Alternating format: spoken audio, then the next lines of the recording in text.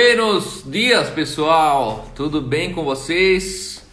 Sejam todos bem-vindos novamente à mesa no Carl Moço, no Live Talk com Carl Dietz.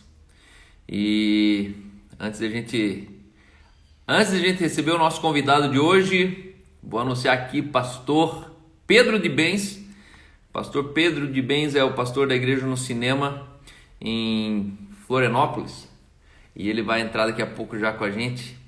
Mas antes disso, quero deixar para vocês um texto, e esse texto é de 2 Coríntios 9, 11 e 12.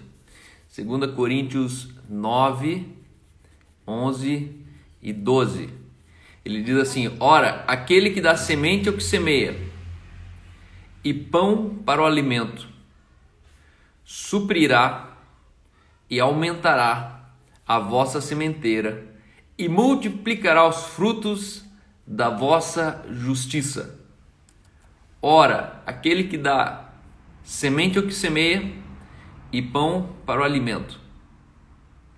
Essa semana está sendo uma semana bastante desafiadora, porém muito frutífera, muitas expectativas, muitos negócios acontecendo no mesmo tempo, e você olha o volume dos negócios e fica pensando, se der tudo errado e um der certo, um valeu por todos. E às vezes eu fico me perguntando sobre a lógica da vida. A gente é acostumado e criado numa cultura que você tem que conquistar, você tem que conquistar tudo. Existe um pensamento secular, um pensamento sem Deus, um pensamento terreno, que diz que se você quer alguma coisa, ninguém vai te dar nada de mão beijada e você tem que sair correndo atrás. Eu duvido um pouco desse pensamento. Eu acredito que tem fundamento para quem não tem um pai, para quem é órfão. Esse pensamento é verdade. A orfandade funciona assim: ninguém vai fazer nada por você, afinal você está sozinho, você está órfão. Mas a gente precisa sempre lembrar que a gente tem um pai. E esse pai, ele, antes de tudo, ele é o maior responsável por você. E aí eu percebo que na vida existem duas maneiras de você ter sucesso, ser bem sucedido. Existem duas maneiras de você viver a vida com uma renda que talvez vai vir da sua conquista. Existem pessoas que têm dinheiro porque trabalham e conquistam muito, e outras têm dinheiro e trabalham, na verdade têm dinheiro e desfrutam porque semeiam muito. Então existem duas maneiras de você fazer renda. Existe uma maneira de você fazer renda que você sai para conquistar. Então você, antes de semear, você já está colhendo. Por quê? Porque você foi criado numa cultura da colheita. E trabalho é a colheita. Então eu preciso vender mais, preciso aumentar minhas vendas, preciso expandir meu negócio, preciso abrir uma outra filial, porque é tudo imediato, é curto prazo. Então você não tem uma leitura de semeadura. É igual a extração de madeira de lei, né? Uma coisa é você viver de plantação de pinos. A outra coisa é você viver de madeira de lei. A madeira de lei você precisa ir atrás, porque você vai colher, na verdade, onde você não plantou. Ou melhor, ninguém faz uma plantação de uma árvore que leva 200 anos para ela ficar de pé. E aí você se torna um garimpeiro, você se torna uma pessoa que vai atrás de um resultado para colher, só que quando você colheu, acabou por ali. Aí você tem que explorar outros lugares. Então esse é um tipo de pessoa no reino de Deus hoje. É uma pessoa que pensa a curto prazo e que tudo que ela tem é fruto de uma conquista. Então ela vai conquistando, ela vai saindo correndo atrás do trampo e das vendas e tal. E aí existe uma outra pessoa que você não vai ver ela bem sucedida ou com muito dinheiro da noite para o dia. Entra ano e sai ano, você percebe que a pessoa ela tem o mesmo carro, ela mora no mesmo bairro, ela tem a mesma constância de viagem. Só que eu acredito que um dia essa curva ela levanta, um dia a curva inverte. Por quê? Porque essa pessoa, ela se tornou bem-sucedida não pelo quanto ela conquistou, mas pelo quanto ela semeou. E esse texto que eu li no começo aqui, ele diz: aquele que dá semente para o que o semeia e pão para o alimento. Deus não vai te dar semente se você usar ela de pão. Tem muitas pessoas que têm resultados na vida e esses resultados você usa para você mesmo, ou seja, você come o resultado. Você usa de pão. Ontem eu conheci um empresário. E aí esse empresário, já conhecia, mas ontem recebi ele aqui em Curitiba. E esse empresário, um dia ele pegou $500 mil, colocou na conta de um investimento, chegou para um pastor e falou assim: pastor, é o seguinte, quanto você precisa para viver para o ministério sem se incomodar? Aí esse pastor falou: X mil lá, sei lá, 30 mil, por exemplo. Aí o cara fez a conta e chegou num valor de quanto ele precisava investido para R$30 mil por mês. Aí esse cara pegou e falou: então tá aqui, pastor, tua conta tá aqui, eu vou aplicar ela e todos os meses essa aplicação vai te dar R$30 mil. E aí o que aconteceu? Esse pastor pegou o primeiro 30 mil, no próximo mês, em vez dele pegar mais 30 mil, administrar esses 30 e assim por diante, ele foi lá e falou: puxa vida, queria fazer isso ou aquilo na minha casa. E ele foi lá e pegou 150 mil ou R$200 mil. Ele pegou uma porção daquele dinheiro investido. Resumindo, não durou um ano essa aplicação. Em um ano, ele tinha tirado todo o dinheiro. Hoje esse pastor está sem a renda e hoje esse pastor está sem o capital. Por quê? Porque isso me fez pensar que é assim mesmo que tem muito crente que trabalha. Tem muito crente que, em vez dele trabalhar baseado na semente que ele vai semeando, e aquela semente, na medida que eu semeio, é a medida que... Porque é o seguinte, a semente que você semeia é o fruto que você vai ter que colher. Na proporção e na dimensão que você semeia, é o fruto que passou o tempo e o fruto chegou. E aí você tem que colher o fruto. O fruto ele não fica esperando lá, não, o dia que você estiver precisando você colhe. Não, você semeou, deu X tempo, tem que colher. Semeou, tem que colher. Então, aonde há uma semeadura, a colheita é obrigatória. E a gente usa isso normalmente pro ruim, pro mal, que a gente sempre fala para as pessoas: cuidado que a semeadura, o que você semeia é facultativo, mas a colheita é obrigatória. E agora leva isso pro lado bom. Quando você semeia vida, a colheita de vida vai ser obrigatória. Quando você semeia tempo, você vai colher em tempo. Quando você semeia em pessoas, você vai colher em pessoas. Então, existem dois tipos de pessoas: as que consomem pelo trabalho. Então tudo que você ganha, vai para o teu barco, vai para tua casa, vai para a reforma da tua casa, vai para o outro carro mais novo, vai para a faculdade do teu filho, e aí você se torna um dreno, um parasita de uma semente que na verdade ele te deu para semear. E esse texto está dizendo: aquele que dá semente para o que semeia. E aí eu chego na conclusão que quem não semeia, Deus não confia semente. Entenda uma coisa: se você é uma pessoa que é manco, você não consegue semear na vida das pessoas, o problema não está em você, o problema está em Deus que não confia em você. Deus não confia em você se você come como pão a semente que Ele deu para semear. O texto ele diz: aquele que dá semente ao que semeia.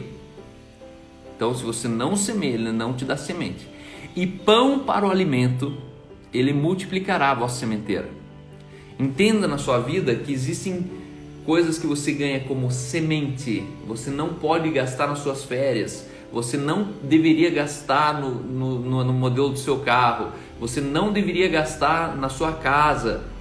Não, existem finanças que Deus ele te dá na mão, que é semente. Não coma semente. Quando você come semente, Ele para de te dar semente. Aquele que dá semente é o que semeia. Então, você tem uma renda para semear e pão para o alimento. Existe uma outra renda que Deus te dá, que é pão. E pão você pode torrar com você. Pão você pode ir para o exterior. Pão você pode ir no outlet lá em Orlando. pão você pode comprar um carro melhor, com pão você pode comprar uma moto, com pão você pode reformar a tua casa inteirinha. Por quê? Porque é pão, é teu. Esse dinheiro pode, sem sombra de dúvidas, Deus deu para você esse dinheiro. Questão que a gente sempre acha que todo dinheiro é pão. É pão, é pão, é pão, é pão. E na verdade você já está assim, ó, morando no melhor bairro da cidade, andando com o carro mais novo, e chega uma hora que o teu pão, ele virou um pãozão, que você torra toda a tua renda para sustentar um nível de vida desnecessário. Deus não financia conforto. Deus não financia status. Não é essa promessa que Deus tem sobre a nossa vida. A Bíblia diz que o meu Deus, segundo a sua riqueza em glória, há de suprir cada uma das nossas necessidades. Aí, normalmente a gente vai para Deus e fala: Deus, porque você não tem suprido? Porque você não tem sido fiel? Deus, onde estão os recursos? Deus, onde está o dinheiro que você falou que eu ia ter? Mas na verdade você percebe que a tua vida ela já entrou no status que Deus ele não tem compromisso de sustentar o seu status. Deus não tem compromisso de sustentar um IPVA, um seguro de um carro que você não tem nem dinheiro para ter esse carro. E de repente você não tem mais dinheiro para pagar o seguro, você não tem dinheiro para pagar as suas contas fixas, você não tem dinheiro para pagar a escola do teu filho, que é uma verdadeira vergonha, é quase com o valor de uma faculdade. E aí quando você começa a ter conta atrasada, você pensa que o problema está em Deus. E o problema não está em Deus, o problema está em você. Deus ele não tem compromisso com o seu conforto, Deus tem compromisso com a sua necessidade. E vamos falar a verdade, pra gente ainda falta muito ainda para saber o que é passar necessidade, falta muito. Então, antes de você reclamar qualquer coisa com Deus, comece a olhar a sua vida, aonde que tá tendo um dreno, aonde que minha vida tá consumindo mais dinheiro do que deveria. Então, esse é o raciocínio dessa manhã. Essa devocional que eu quero deixar para essa manhã. A sua fonte de renda pode vir do seu trabalho, da sua conquista, ou pode vir da sua semeadura. E a semeadura, ela tem um delay, ela demora só um pouquinho a mais. Mas chega um dia que você começa a colher sem fazer força.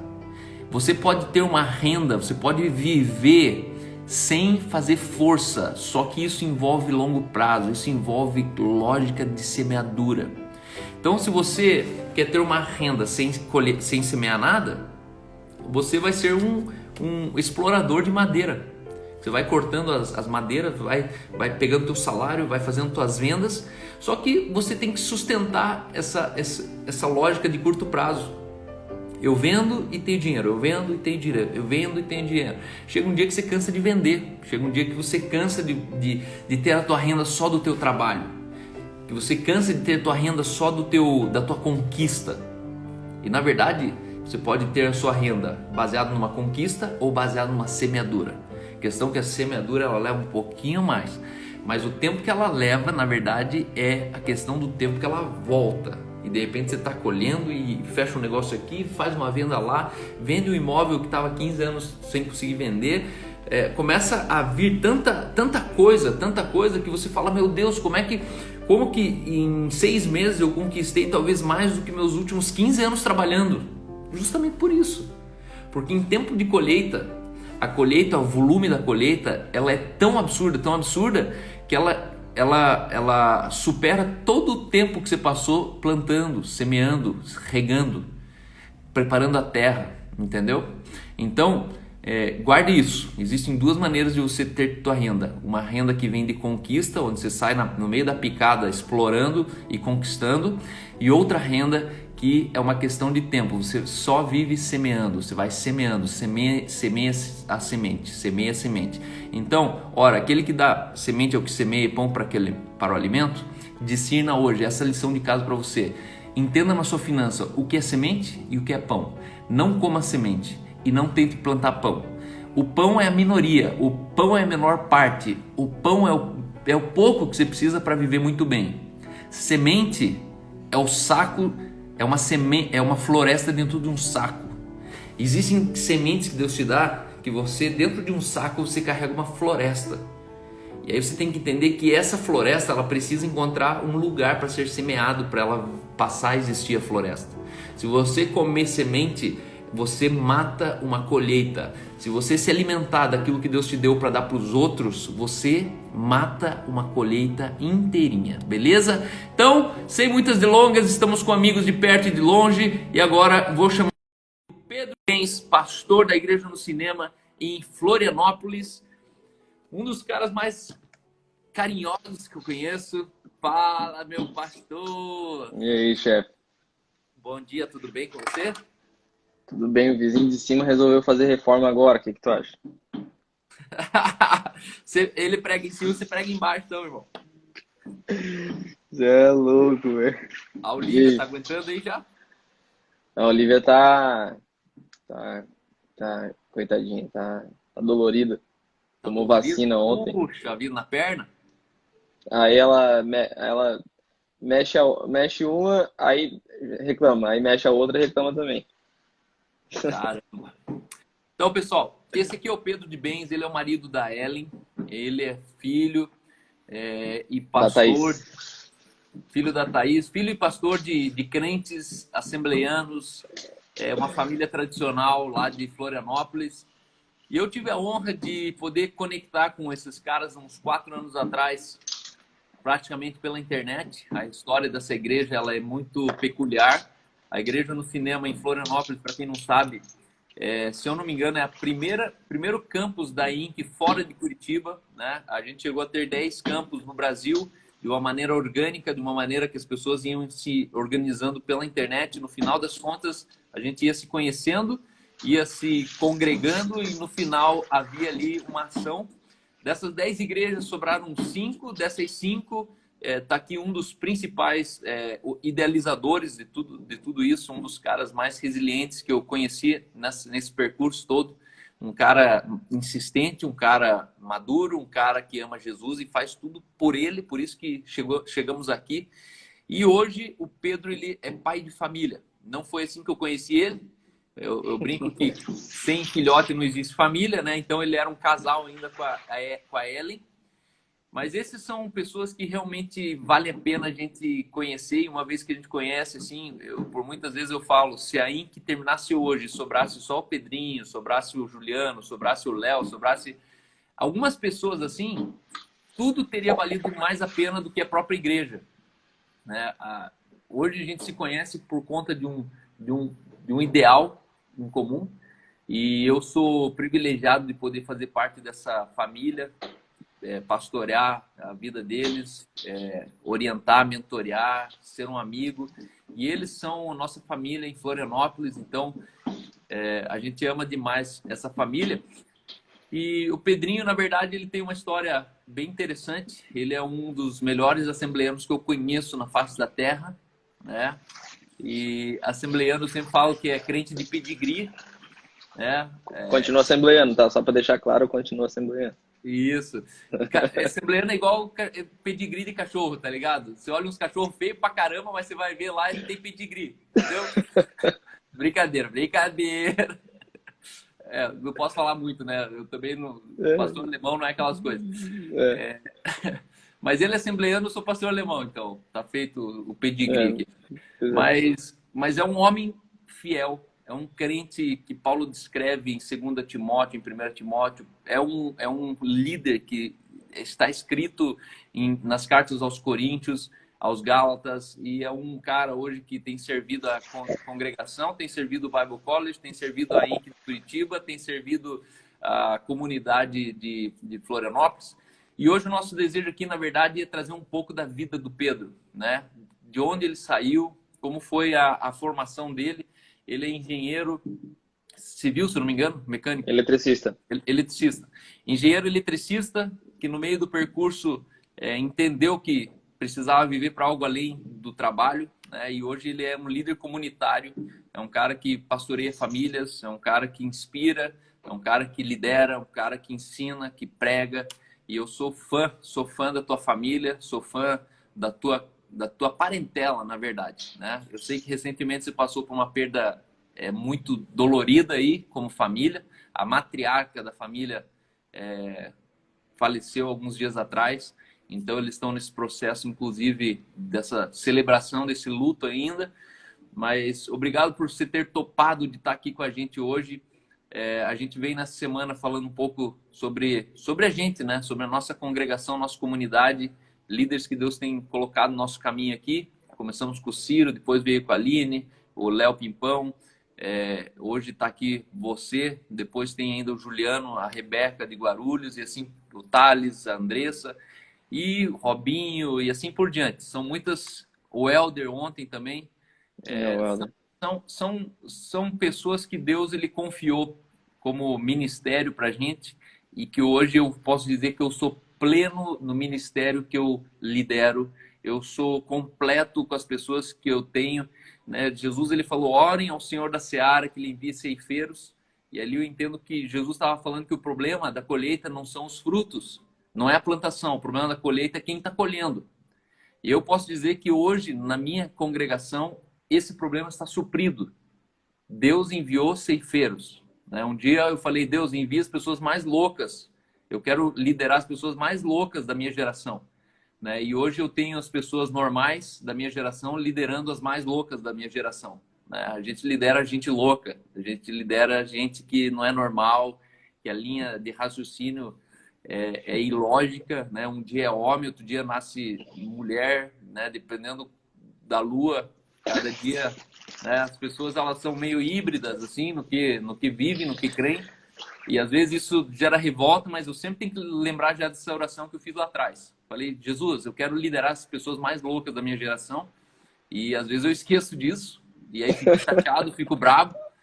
Mas eu preciso voltar sempre nessa oração, porque eu creio que essa é a razão da igreja, né? A Arca de Noé, sim, com pessoas, ela tinha o demérito do cheiro, né? O cheiro era insuportável na arca. Mas eu prefiro ter uma arca cheia com cheiro ruim do que ter uma arca vazia com cheiro de limpeza, né? Então, e o Pedrinho é um cara que está aí nessa labuta com a gente. Mas, Pedrinho, antes de você se Cara, a apresentar, Arca de Noé é uma boa analogia para a igreja, né? é uma boa analogia. Porque é o seguinte, né? Quando Deus fechou a porta, não dá pra gente mandar ninguém embora, né? Ó. Ai, ai. O que tem de Então, animal dentro da igreja, né? às vezes dá vontade de abrir a porta, né? E você lembra que foi Deus que fechou a porta. Não, não, ninguém é pra sair, é pra ficar aqui mesmo.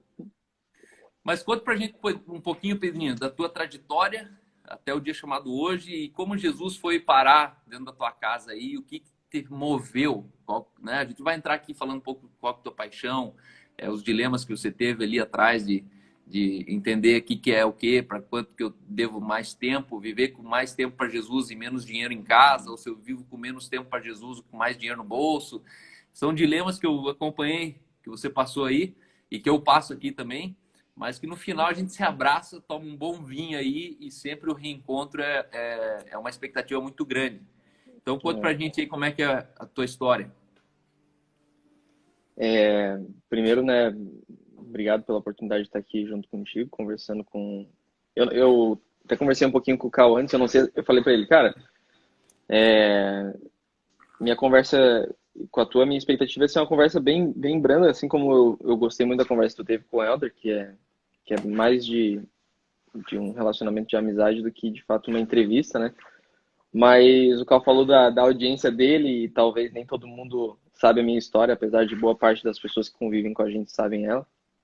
Mas, como o Cal falou, não faz... Acho que hoje está fazendo 2 semanas que a minha avó faleceu. E o legal, se eu posso chamar, se eu posso usar esse adjetivo, do processo, né, do luto que a família vive. E eu acho que a minha família está vivendo um luto assim como Deus pensou pra gente, que é um momento de celebração mesmo. Fim de semana passado era Dia das Mães, fazia 1 semana que ela tinha falecido, a minha avó, e a gente estava junto em família. Amanhã já tem uma peixada, todo mundo vai estar ali na casa que eles deixaram de novo pra gente se reunir. Só que eu acho que o luto ele traz, né, esse sentimento reflexivo, né, introspectivo, de olhar para trás, de olhar para a história e quando o Carl pergunta assim: e aí, conta um pouquinho da tua história até hoje. É engraçado porque esses últimos dias bastante gente da nossa família fez bastante isso, né? Eu fiz isso também, né? é sempre uma reflexão para trás quando a gente perde alguém. E é engraçado a gente entender que até onde a gente está, que é o hoje, tem muita gente que foi responsável por onde a gente está aqui hoje, né? Eu e o Cal, a gente é fruto de pais, avós, pastores, é, o propósito que a gente vive, né? Eu achei engraçado, você falou assim, quando eu pedia para Deus, quando eu falava com Deus, eu falava de que eu queria pastorear esses loucos, né? E engraçado que eu não pedi isso, né? Mas porque eu tô no teu ministério, eu tô no ministério junto contigo, eu fui obrigado a conviver, eu não pedi isso, né? Só que da mesma maneira, eu acho que nas nossas famílias é a mesma coisa, né? Eu não pedi para fazer, para viver tudo isso que eu tô vivendo no meu ministério, né? Só que muito é pela casa que eu vim, né? Eu conversava com um amigo e a gente falava sobre filhos. E ele olha para o filho dele, e ele enxerga o quão excepcional o filho dele é. E ele olha para aquele, ele fala assim, cara, não sei se eu quero ter o segundo, porque o meu primeiro ele é excepcional, ele olha o que ele faz. E no meu pensamento eu tinha muito assim, cara, não tem como teu filho não ser incrível, excepcional. Olha quem são os pais. Olha, você tá ensinando isso tudo que ele é, né? Então, tipo, ele só é excepcional porque ele tem um pai e uma mãe excepcional. Ele só é incrível, ele só fala, ele só é eloquente, ele é engraçado porque tu é engraçado. Ele só é organizado porque tua mulher é organizada. E às vezes a gente esquece que quem a gente é porque um dia alguém plantou na gente, né, essas sementes, né? Esse Uau. tempo, esse cuidado. E às vezes esses matriarcas, esses patriarcas lá atrás nem imaginavam, né? Mas contando um pouquinho da minha história, eu sou natural de Tubarão, uma cidade até que na região não é tão pequena, hoje deve ter cerca de 200 e poucos mil habitantes, aqui no sul de Santa Catarina. E eu morei lá até os meus 10 anos. Com 10 anos, meu pai ele tinha recém se aposentado, ele se aposentou muito novo, por causa que ele sempre trabalhou em projetos de usina. Então, ele sempre teve nesse contexto de muito trabalho, muito esforço, e aí quando ele se aposenta muito cedo, ele, poxa, eu não sei se eu quero ficar parado, e aí ele começa a trabalhar em projetos pelo Brasil afora, e os primeiros projetos, eu e o meu irmão e minha mãe, a gente foi junto com ele. E aí com 10 anos eu fui morar em Minas, morei em Minas, depois com 12 a gente foi morar em Recife, e ali com 14 anos, quando ele foi morar no Rio, eu e meu irmão, a gente não estava muito afim de ir morar no Rio, só o que a gente conhecia o Rio era da TV. E eu achei que, poxa, queria meio que tentar começar minha vida. E aí eu e meu irmão e minha mãe, a gente foi morar com os meus avós. E a gente morou com os meus avós, esses meus avós, a minha avó, né, que faleceu, e a gente morou com eles cerca de 1 ano e pouco, aqui em Florianópolis. E aí foi quando a minha vida, com o meu irmão, da minha mãe, eu e do Matheus principalmente, ela começou por aqui. E a minha vida foi bem icônica, eu gosto de dizer, porque logo cedo, com 17 anos, 3 anos morando em Floripa, meu pai, eu tinha recém terminado o terceirão, eu tinha vindo para cá basicamente para tentar começar a faculdade por aqui. E aí, de uma família super tradicional, eu chego pro meu pai e falo assim, pai, eu quero muito, muito ir no Planeta Atlântida, que era uma festa que tinha aqui, que Uhum. acontecia uma vez por ano. Meu pai ficou extremamente chateado com aquilo, olhou pra mim, super tradicional, ele fica muito, muito chateado, ele olha pra mim e fala assim, não responde no carro, primeiro ele pergunta o que é, eu falo que é uma festa, e aí a gente vai pra casa, ele chega em casa, ele vai direto pro quarto, ele vai orar. E eu, poxa, super dramático, né? Eu só pedi pra ir no Planeta, né? Eu não queria mentir também, não queria ir escondido, não tô mal ter que ir escondido. E aí ele volta do quarto e fala assim, ó, você tá indo para os Estados Unidos, ficar um tempo, eu não sei quanto tempo é, mas você tá indo lá para ficar com teu tio, mas uma coisa eu sei, quando você voltar de lá, você não vai querer mais isso. E aí, com 17 anos, eu chego nos Estados Unidos e com uma semana eu conheço a jovem Ellen, uma jovem assembleiana dos Estados Unidos que mal falava português. Falava bem, né? Mas falava pouco, só com a família mesmo. E, e aí a gente se conhece com 17 anos. Com uma semana que eu tinha conhecido ela, eu estava no carro. E eu tava no carro. Meu avô tava indo pregar numa cidade chamada Sarasota. E a gente tava no carro. O meu primo tava dirigindo para ele. Ele tava no banco da frente, eu tava no banco de trás. E nesse trajeto da cidade onde a gente estava até Sarasota, eu chego pro Espírito Santo e falo: olha, eu quero saber se essa é a minha mulher. Olha que loucura, com 17 anos. Eu falo assim: ó, Espírito Santo, eu quero saber se essa é a minha mulher. E cara, eu falo assim: ó, e se essa for a minha mulher, eu quero que você fale no meu coração agora. E naquela hora o Espírito Santo falou comigo de uma maneira assim, poucas vezes na minha história. E, e eu não tinha nem beijado a Ellen, a gente tinha conversado 2 vezes. Eu não tinha nem o MSN, o Messenger dela, não tinha nada, a gente tinha conversado pouquíssimas vezes. E eu cheguei pro Espírito Santo: não, então essa é minha mulher. Com 17 anos, olha isso. Somos É, dois. olhando para trás, eu falo: meu Deus do céu, só Deus mesmo. E aí, e aí, de lá pra cá, a minha vida ela teve um gap ali na minha história, porque com 19 anos eu começo a faculdade aqui no Brasil, de engenharia, e assim, é bem complicado falar isso, mas é um período assim que meio que se anulou muito na minha. É um período que foi importante, só que ele era 100% dedicado a isso, né? Eu, durante 5 anos e meio, que foi o período que eu fiz a faculdade, eu era um cara muito novo, de 19, né, até os meus 24, em que eu trabalhava de manhã e de tarde, fazia faculdade de noite e era recém-casado à noite ainda.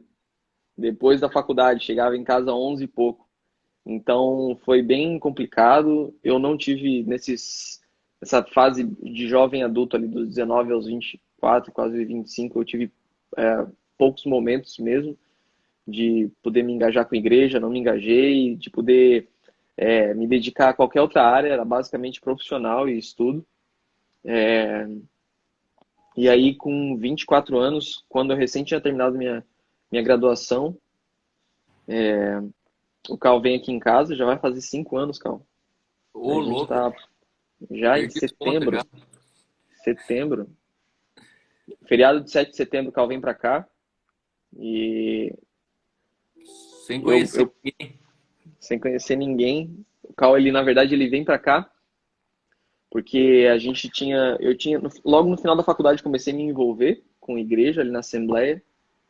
Eu amava muitas pessoas ali. Eu sempre amei muito a igreja, apesar de eu ter vivido um tempo bem distante do ministério, né? A gente nunca deixou de ser crente, sempre. Só que era aquele tipo de pessoa que vai no culto, que eu entendo muito hoje quando a gente faz igreja, que é a que chega atrasada e vai embora cedo, né?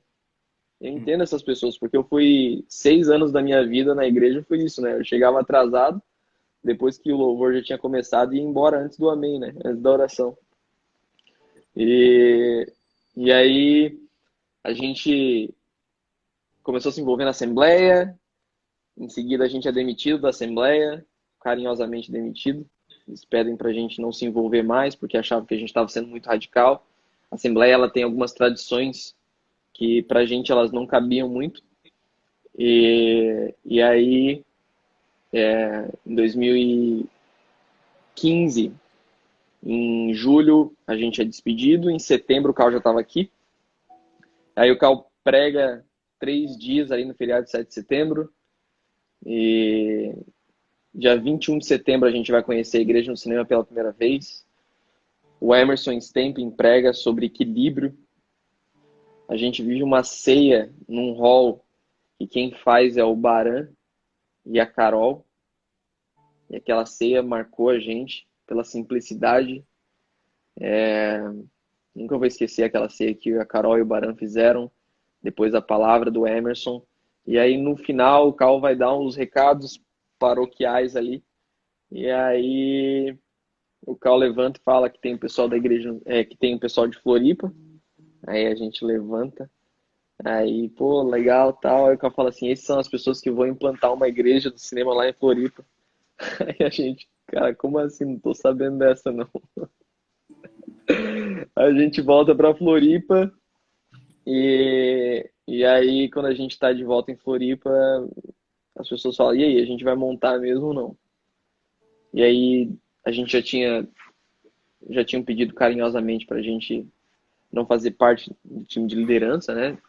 Na Assembleia, então a gente começou a se reunir em casa. E aí a gente começou a fazer culto doméstico lá em casa e a gente basicamente falava de graça, falava de graça, falava de igreja, falava de graça, falava de igreja. E aí, final de outubro, um mês depois só, foi uma gestação muito rápida. E um mês só depois, a gente tá numa live que eu falo, e aí, vamos começar esse ano ou só ano que vem? E meio que eu já tinha tido algumas conversas, eu tenho até umas fotos, achei umas fotos essa semana das conversas que a gente teve com o pessoal no Iguatemi. Alguns shoppings não gostaram muito da ideia de uma igreja dentro do shopping. Hoje todo mundo gosta, né? Porque a gente leva a gente.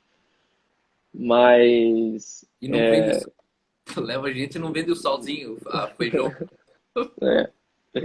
E aí, e aí foi bem legal que em final de novembro, dia 22 de novembro, faz- é, basicamente, né? Há poucos dias de fazer um ano que meu avô tinha falecido. Eu acho até engraçado esse timing de Deus que é perfeito, né? Meu avô sempre foi um homem muito tradicional da igreja, né? E eu gosto muito de uma vez meu avô falava sobre outras igrejas, claro, da maneira super simples que ele falava, sem preconceito, mas ele tentava sempre instruir a gente. Ele falava assim, ó, meu filho, tem que entender que as igrejas tradicionais, como a Assembleia, elas são como um tronco. E as outras igrejas são as ramificações desse tronco, mas você precisa estar afirmado no tronco. Eu falei assim, "Vô, o problema é que tronco não dá fruto." Não, Mas ele ficou muito chateado, mas eu falei brincando também, a gente deu risada depois. E aí, só dá e, galho. só, o fruto você vai ver só no galho lá. E não existe o galho sem o tronco, mas você vai ver o fruto só no galho também. É, não tem a menor dúvida que a Assembleia de Deus é um tronco violento. Não, sem sombra de dúvida. O mundo inteiro se alimenta desse tronco. É. E, e aí foi incrível porque é, logo um ano depois que ele tinha falecido, a gente estava. Até hoje é engraçado falar isso, mas a gente estava construindo uma nova igreja. Muito difícil, né? Não uma nova igreja, né? Mas uma nova comunidade, né? A responsabilidade que a gente assumiu muito novo, eu tinha 24 anos, até olhando hoje, assim, parece. A responsabilidade que eu assumi com 24 anos me parece a mesma de quando eu tinha 17 anos, eu decidi casar com a Ellen. Eu tinha 24 anos e hoje faz basicamente 5 anos, quase 5 anos, né? 4 anos e meio. E de, desse dia que a gente decidiu fazer igreja até o momento de hoje, eu acho que aí basicamente a gente vive pastor de igreja, a pessoa que se envolve com a igreja, que ama o ministério, que ama pessoas, que, que acredita em uma mensagem independente de circunstâncias. Eu acho que é muito difícil. É muito mais fácil eu resumir tudo o que aconteceu desde que eu nasci até os meus 24 anos do que os meus 24 anos até hoje por igreja, né? Que daí é Kubitschek, é 50 anos em 5. Cada mês, cada semana, cada desafio te surpreende. Você não imagina que você vai viver as mesmas coisas e você vive. Você não imagina que você vai errar e você se decepciona com você mesmo que você erra as mesmas coisas que você não queria errar. Você olha as pessoas que você dizia, não quero fazer isso daí, você vê você fazendo a mesma coisa e você percebe que as pessoas elas vivem padrões emocionais e elas te decepcionam às vezes, e aí o problema não está em você, está na expectativa que você colocou nela. É mais fácil resumir até os 24, mas eu posso dizer que dos 24 até hoje, a igreja, a igreja, assim, né? Ela, ela me trouxe, ela me trouxe uma razão para, ela me trouxe uma razão para acordar de manhã e ela me traz a alegria de poder colocar a cabeça no travesseiro à noite. É o propósito que nenhuma riqueza nessa terra pode te comprar. Ela é a alegria que nenhum ciclo ou fase da tua vida vai trazer, porque ela é perfeita, a perfeição dela está literalmente na imperfeição dos dias que você vive e nos aprendizados que você tem. E, resumindo, basicamente, é isso. E aí, esses últimos 5 anos têm sido divertidos. Alguns dias divertidos, outros dias não. O que seriam três, se fosse para pontuar assim, três razões que te mantém apaixonado na igreja? Assim, quais são três frutos que você, ou até três momentos que você viveu, ou o que te fascina a tal ponto de você pensar sempre mais para frente do que mais para trás, né? Tem pastor que pensa para trás, né? Fala, putz, como é que eu vou sair dessa, né? Como é que eu faço para desistir? E você é o contrário, né? Você é um cara que já está pensando em outro campus, já está estendendo para a comunidade, já está pensando em cesta básica, já levantou milhares de ofertas e foi distribuindo em ações sociais. O qual que é o combustível aí? A gasolina? Qual que é a tua gasolina para isso aí?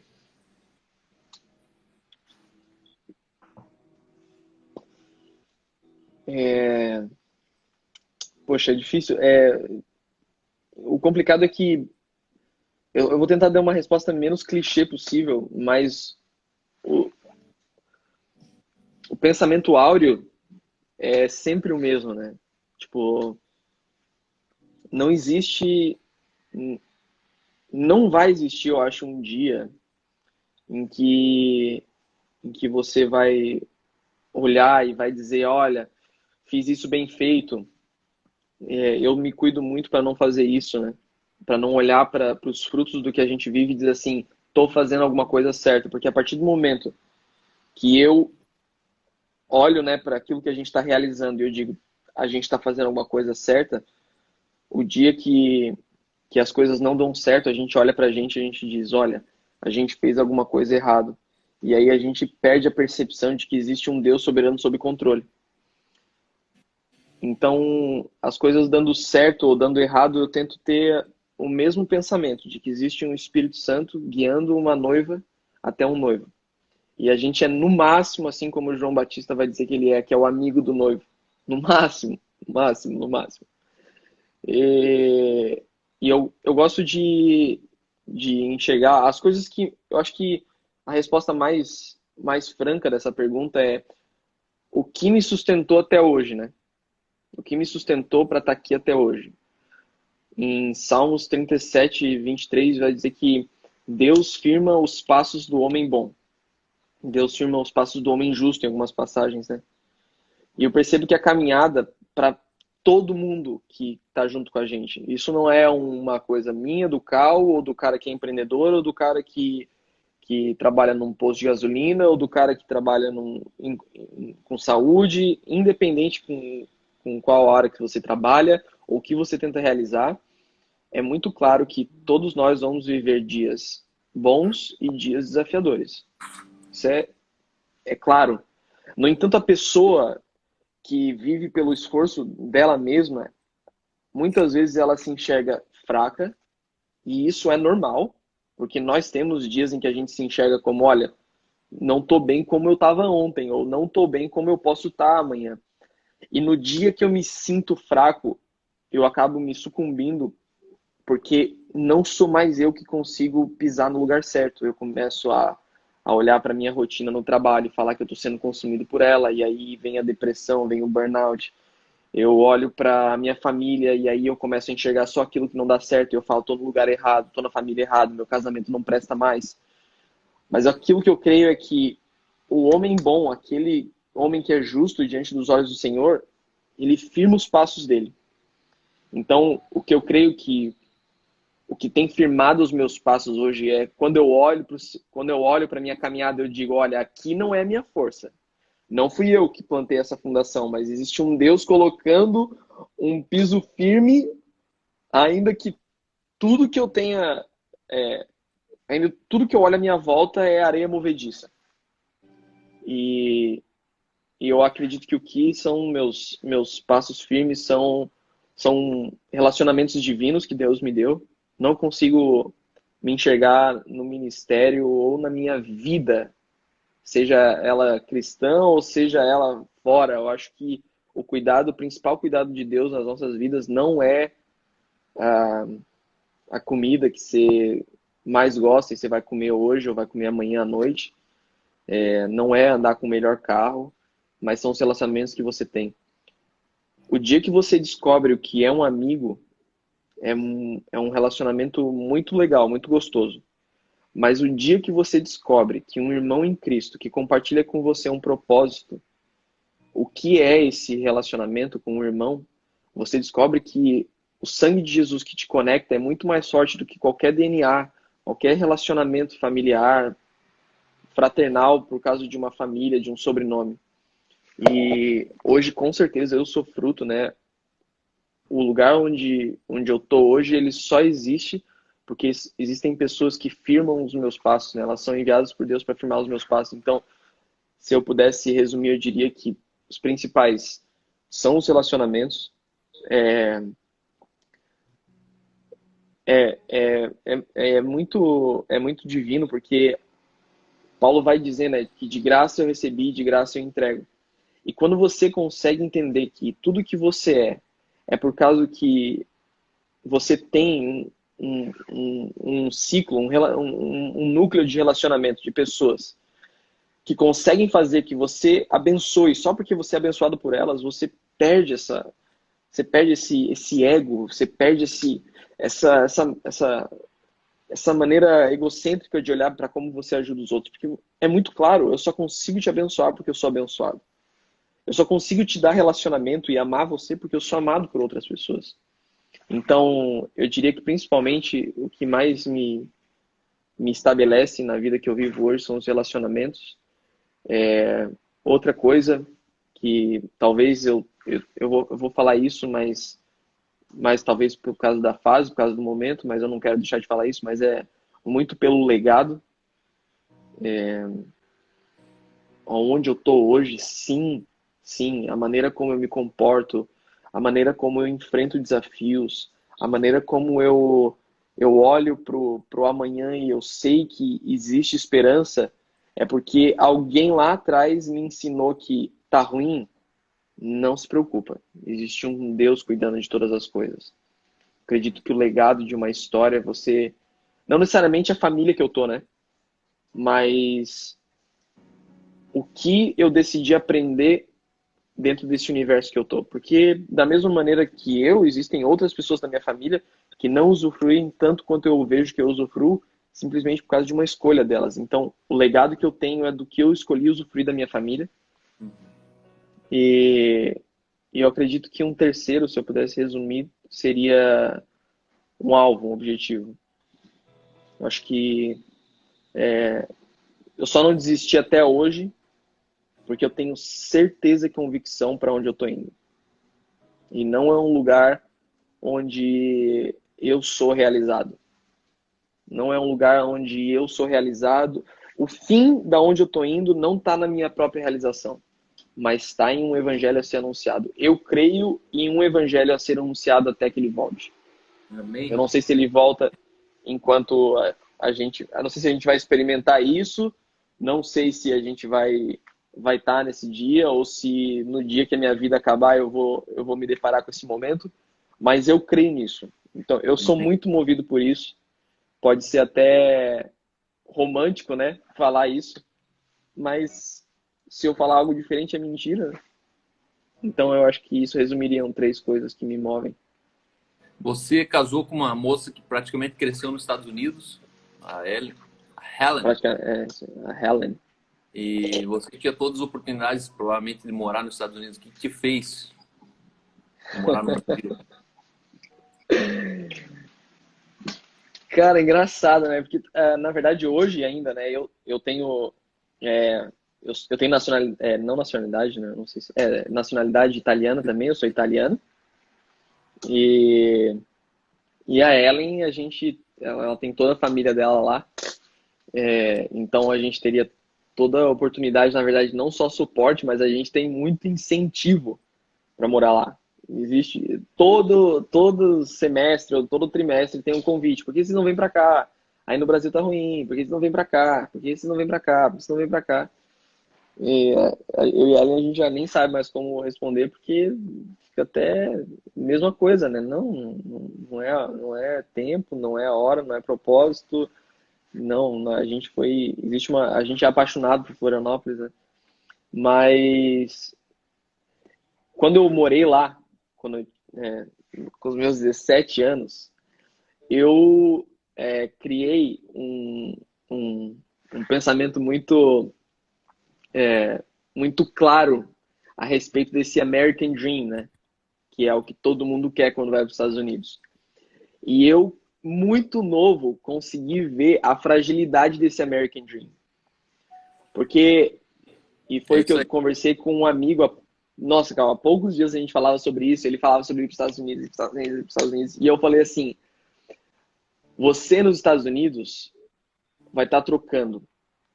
Se você decidir hoje ir para os Estados Unidos, né, foi o que eu falei para ele, eu vou tentar explanar um pouco melhor, mas quando eu falei para ele assim, cara, se você decidir hoje para os Estados Unidos, tudo que você construiu de relacionamento, de, de história,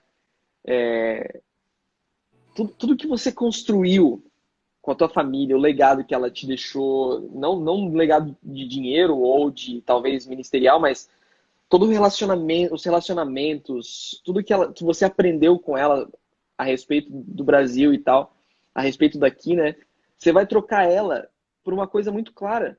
Você vai trocar ela para ter iPhone do ano. E eu perguntei para ele, vale a pena trocar tudo que você construiu aqui para ter o iPhone do ano? E aí, por que eu digo isso? Porque quando eu morei lá, eu via que as pessoas, quando elas entram nesse universo americano, o americano ele é claramente o país mais capitalista e mais consumista do mundo, né? Você vê que nos Estados Unidos, trabalhar 40 horas não é uma realidade. Trabalhar 50 horas não é uma realidade. É. Lá eles trabalham de segunda a segunda. Quando eu trabalhei lá, eu acordava às 5 horas da manhã e algumas vezes a gente chegava às 10 horas da noite em casa. Com 17 anos eu fui para lá trabalhar. E eu experimentei esse universo onde tudo gira em torno de eu preciso ter dinheiro essa semana para comprar algo novo, para morar numa casa melhor. É justamente tudo aquilo que você tinha falado antes de eu fazer parte aqui da live. Eles têm esse sentimento consumista de a gente precisa trabalhar para conquistar amanhã, a gente precisa trabalhar para conquistar amanhã, a gente precisa trabalhar para conquistar amanhã. E quando você vê o brasileiro entrando nesse universo, cara, fica pior ainda. Porque aqui a gente tem escassez desse consumo. O brasileiro que entra na cultura americana, ele mergulha ainda mais. Porque ele fala, eu nunca pude comprar. Então, você vê o brasileiro que aqui não quer trabalhar 40 horas, lá trabalhando 80. Ele mergulha numa cultura de consumo. Se aqui ele queria as coisas que ele não precisava, mas ele só queria, lá ele encontra um meio de conseguir as coisas que ele não precisava. É, isso aí. E aí ele não mede esforços. Você vai ver. Bom, eu sei disso porque a gente compartilha com várias pessoas e algumas pessoas até mesmo da nossa comunidade, pessoas que foram para lá e trabalhavam 14 horas na Uber, que é o limite do horário da Uber, e depois ainda ligava um segundo aplicativo que eu esqueci o nome, e trabalhavam mais 2, 3 horas. Os caras trabalhavam 16 horas. Ainda tinham trajetória de ir para casa, de voltar para casa. Ele perguntava como é que era o almoço. Não, a gente almoçava no carro mesmo ali, tinha uma marmita que a gente fazia de noite antes de dormir, levava marmita. E esse universo de consumo é o tipo de universo para mim que ele é o mais, pode ser a cultura mais nociva para qualquer pessoa. Você para de caminhar num propósito, você começa a caminhar na vontade que você tem na semana.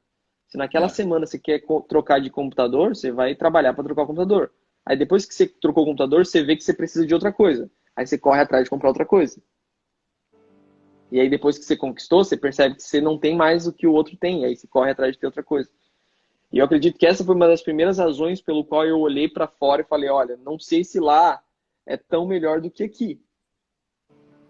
E aí o tempo vai passando e aí você vai aprendendo que o melhor lugar não é um lugar onde você tem boas condições. O melhor lugar para você estar é um lugar onde existe um propósito, existe um lugar onde o Senhor plantou você. E aí eu enxerguei isso. Eu enxerguei que não Uhum. iria existir nenhum lugar na Terra melhor do que Florianópolis. Porque foi aqui que o Senhor me deu um propósito. Então, até que esse propósito seja cumprido, eu vou lá perder tempo. Muito bom. Ele tá a 40 segundos de cair a nossa live aqui. Eu vou derrubar ela, a gente volta. Bloco aqui. Beleza.